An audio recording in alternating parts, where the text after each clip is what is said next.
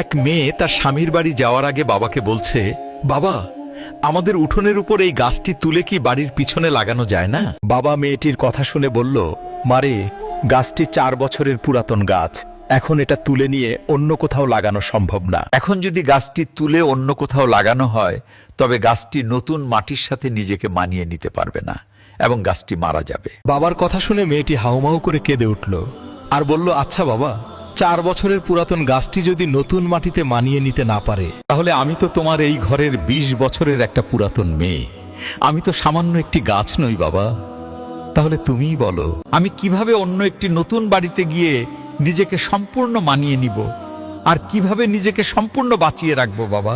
মেয়েটির মুখে এমন একটি কথা শোনার পরে তার পরিবারের সবাই অবাক হয়ে গেল আর বাবা আওয়াজ করে হাউমাউ করে কাঁদতে লাগলো। আসলে আমরা ছেলেরা মেয়েদের জীবনটাকে যত বেশি সহজ মনে করি, তাদের জীবনটা কিন্তু ততটা বেশি সহজ নয়, অনেক কঠিন।